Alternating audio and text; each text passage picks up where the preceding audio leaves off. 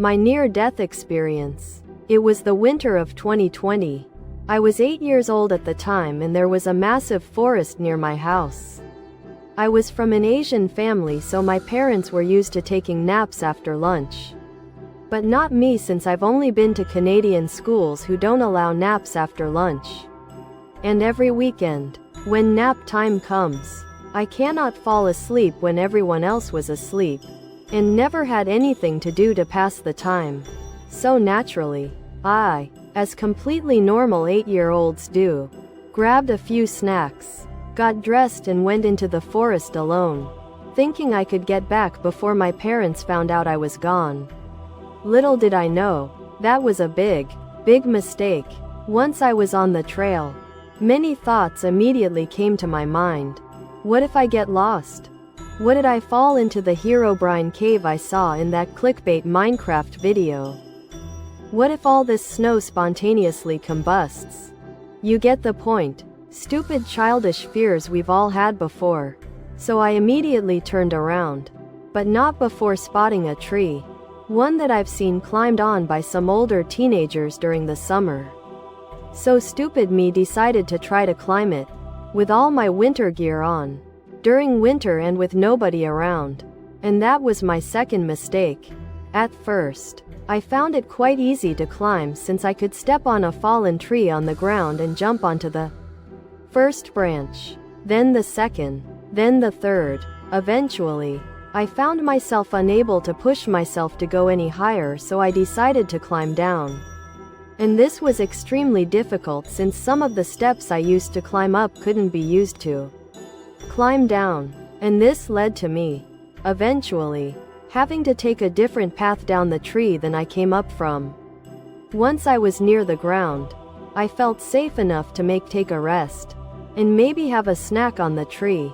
This exact decision led to the most painful, scary and excruciating moments of my life. But I didn't know that yet. So let's continue with the story. I spotted a branch that looked comfortable to sit on and rest, and I started making my way towards it. But halfway there, I was walking one single branch, holding onto another above me for balance. In my mind, I was thinking that maybe I should turn around. Maybe this isn't a good idea. Maybe I should just eat the snacks at home. Then I slipped. The fall seemed like an eternity.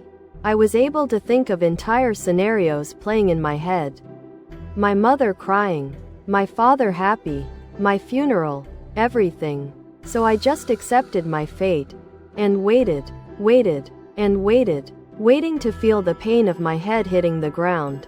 But it felt a little bit too long, unnaturally long. Then I regained my cautiousness and realized I was not falling. I was hanging off the tree branch I was walking on just moments ago. Fear set in. I saw that the log I stood on to get onto the tree was right below me, with one of its massive spikes sticking out right below my head, waiting to stab me once I fall. So I tried to stay as still as possible to not make myself fall. But it seemed inevitable that, eventually, I'm going to have to fall and take the risk of, and hopefully not, dying.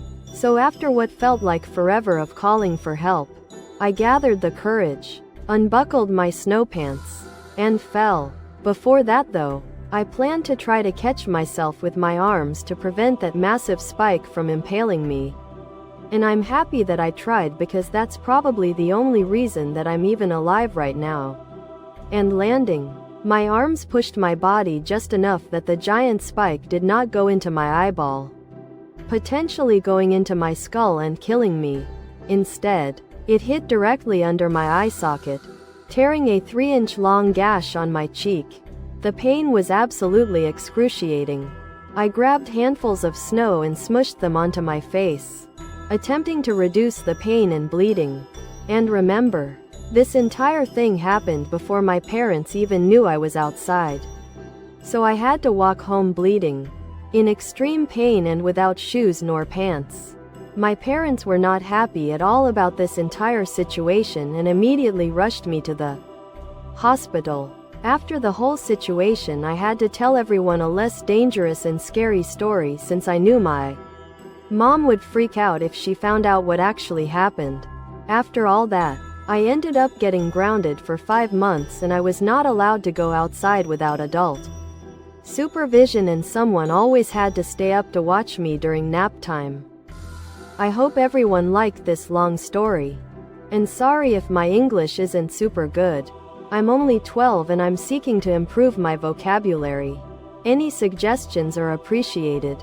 And if you're wondering, yes, this is a real story.